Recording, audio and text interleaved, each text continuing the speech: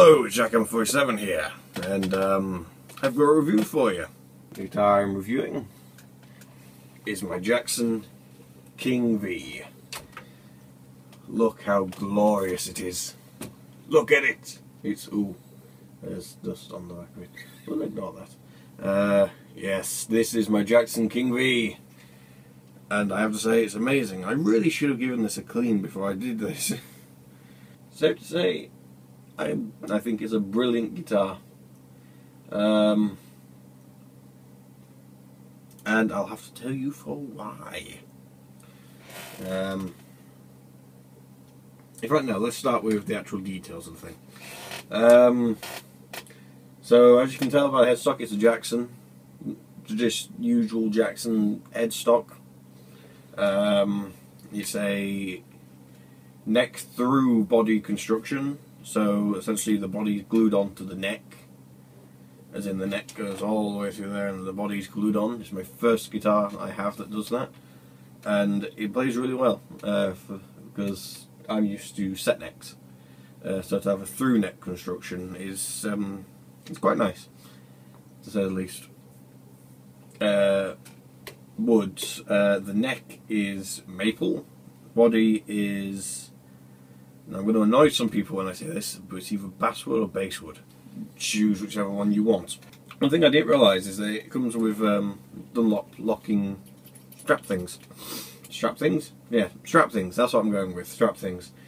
It comes with locking strap things.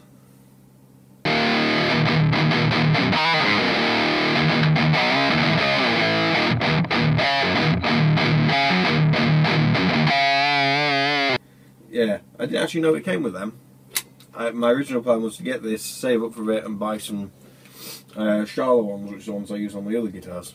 But I have to say, I'm thoroughly enjoying the Dunlop ones, and it's highly possible I might be changing, entirely because the strap doesn't unscrew at all, which is brilliant.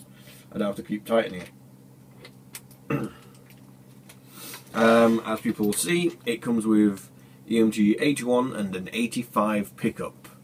I know people these days give EMGs a bad name, but generally I like them. It's EMGs, they sound good.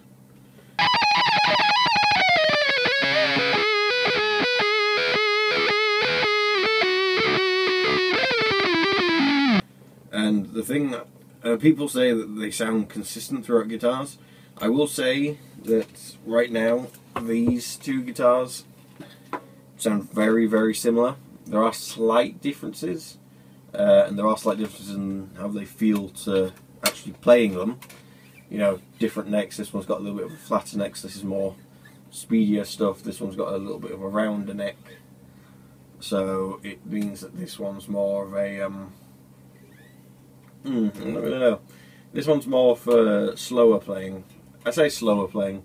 I can still play equally as fast on both of them, but this one's more comfortable for really shreddy stuff. Whereas this one's more, let's put it this way, this one's more shreddy, this one's more musical. Yeah, that's probably the way to put it. Yeah. I can't really think of any other way to put it. Stay. Yes, also comes with a Floyd Rose Special bridge. I am thinking of upgrading that eventually when I've got enough money. I don't think what else does it come with. It comes with possibly the best fretboard I've ever seen. And you know, some people say it's laminated or whatever, but it's generally, I mean, look at that fretboard.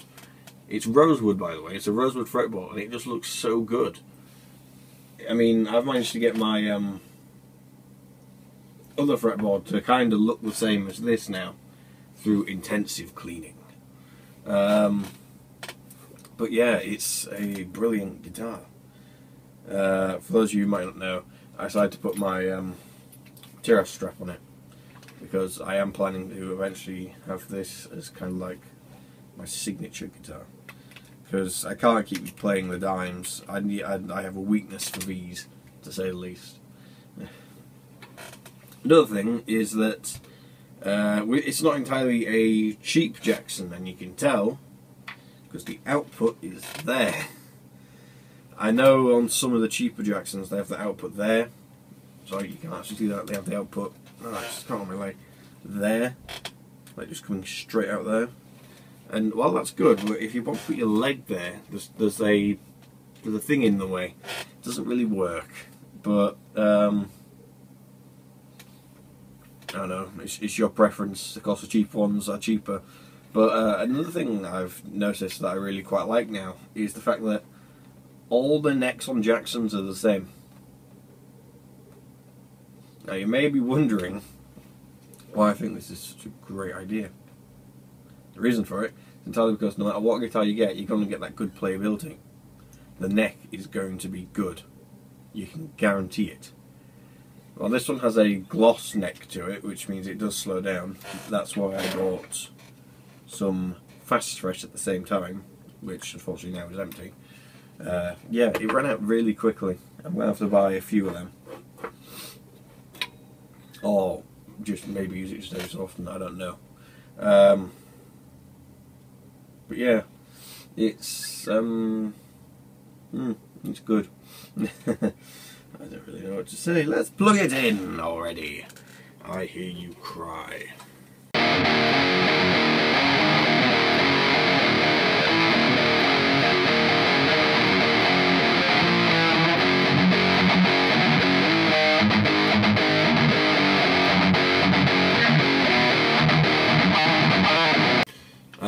For those of you who want to know, I'm tuned to E flat or D sharp, depending on your preference. So here we are, it's all plugged in, ready to go. I've plugged it into my Randall RG1503. So let's see how it handles the clean. I will note this is set to...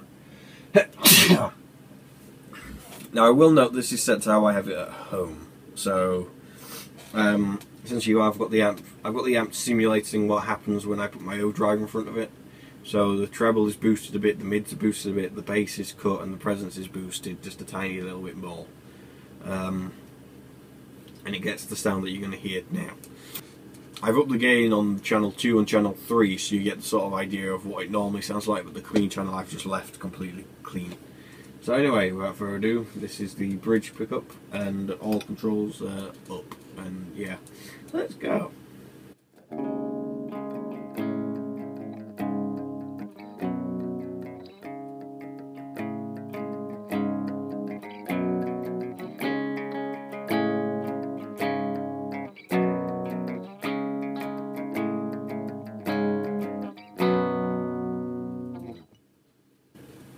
I mean, of course, if you know the sound of that, you'll know that these are it just sounds clean. It's a very clean. There's no really way of putting it. It's a clean. Anyway, let's go to the neck pickup, shall we? The neck pickup is very nice and warm sounding. Is the way I describe it. Of course, it's a neck pickup. It sounds very warm, but it sounds very. It's a very musical. If you know what I mean. It's got that sort of thing in the mid range, which just means it just sounds really nice on the clean. If anything, if I'm being honest, I usually normally use both pickups together for that little slightly out of phasey sound, with the bridge pickup adding just a little bit of brightness, just so it cuts through the mix a bit better. But for recording, I use neck. But anyway, this is the neck pickup.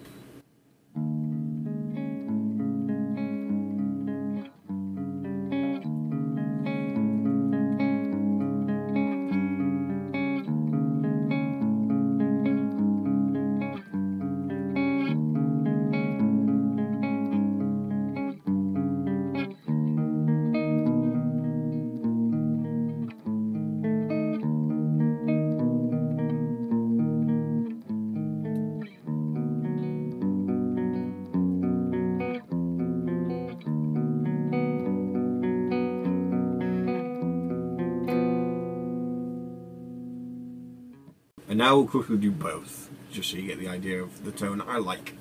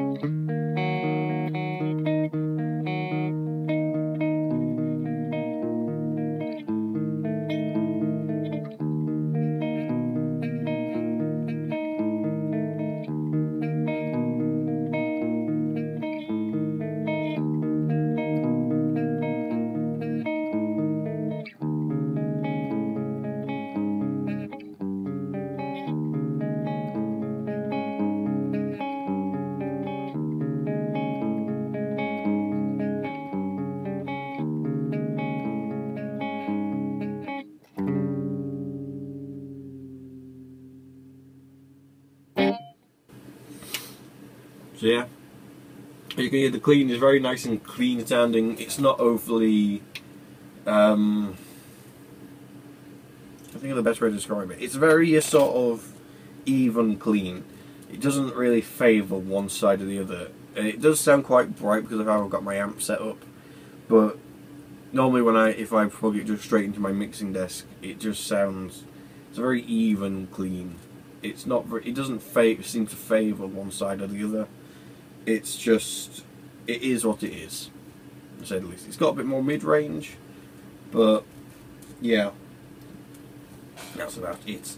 Let's head to distortion now, shall we?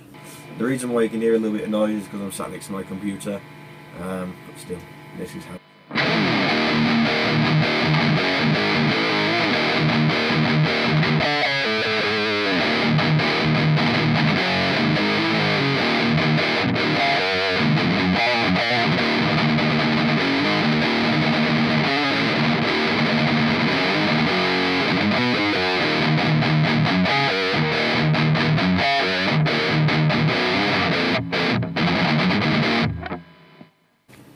Very crunchy. You know, considering the fact that I've got my mids at 5, it sounds very scooped. In fact, I'll tell you the amp EQs. I've got the bass on 7, middle at 5, treble at 8, and presence at 7. Normally, for when I'm actually playing live, I turn the mids to 4, treble to 7, presence to 6, and bass is only at 8. What I'm doing is I'm recreating a sort of tubey screamer sort of soundy. The tubey screamer sorty soundy, yes. That can be. Oh man, that's stupid. Anyway, I'm also running no reverb because essentially what I'm going to do to recreate reverb, I'm going to mix the sound that you hear from my iPad, recording everything, and the amp. So yeah. Anyway, so let's go to the neck pickup. Neck pickup's not really good for metal, but I'll show you what it kind of does.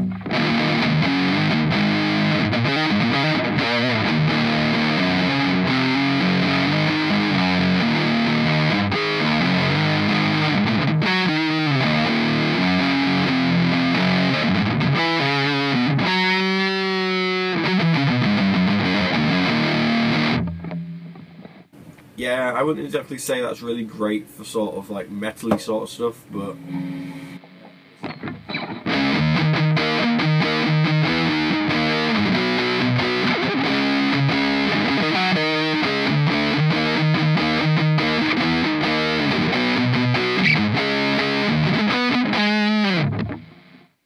again, that would more be sort of like possibly good for like old school rock. And there's a fly in here, kill the fly. It'd be good for like chord stuff on.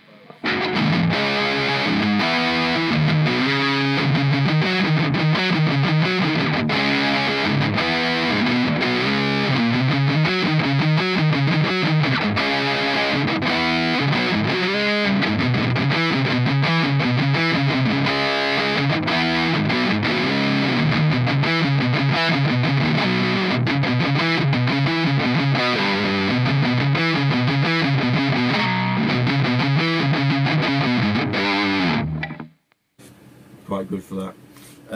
The other thing which I forgot to mention on the start is it has 24 frets. This is my first guitar ever to do so, and I have to say I'm still getting used to it, but it still sounds pretty good. So this is an idea of a solo bridge pickup.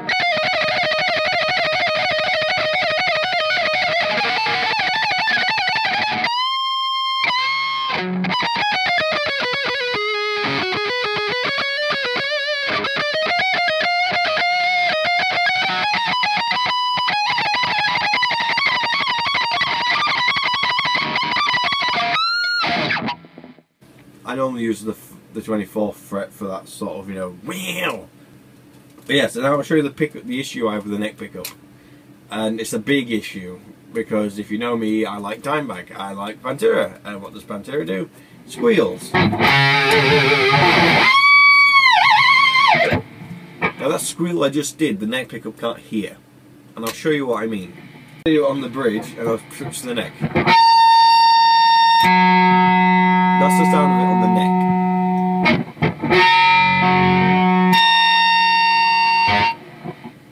That that's the only issue I have with the guitar. In fact, if you play anything on the G string, you're missing harmonics on the neck pickup. Now, I know some people might say that must make it the sweet sound, but the issue is because it's a 24 fret guitar, it's actually missing that sweetness, because right at the 24th fret, it normally, well, where the 24th fret is on this, that's where the hot rail of the pickup normally goes. And now I say hot rail because these are EMGs, they don't technically have rails or pole pieces or anything like that.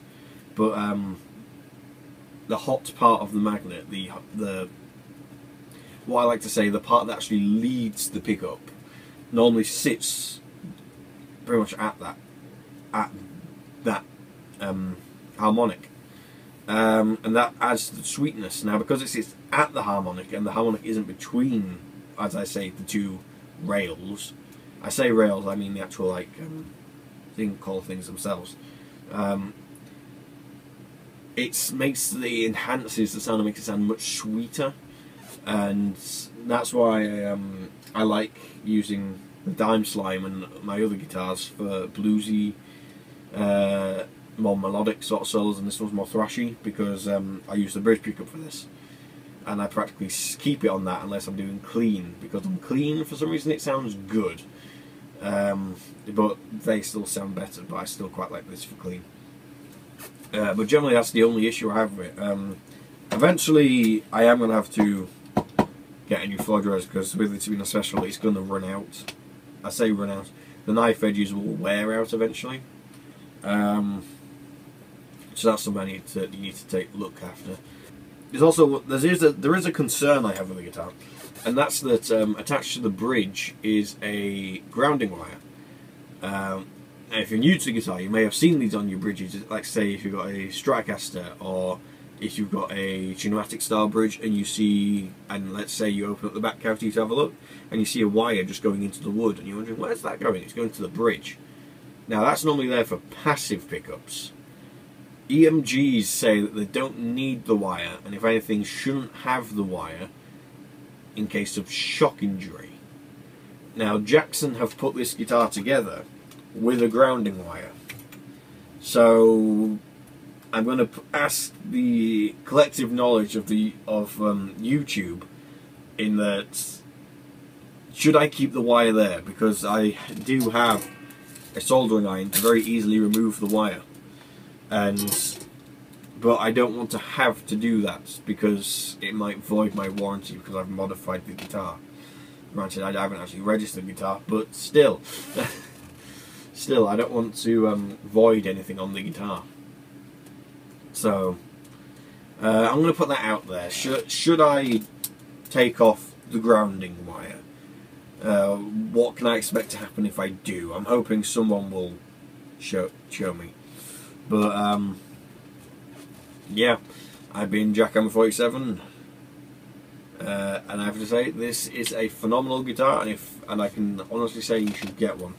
Because EMGs ignore most of the tone of from the wood. I say most, there are slight differences, and I'll do a video on that eventually. Eventually. Takes me a while to do videos, doesn't it?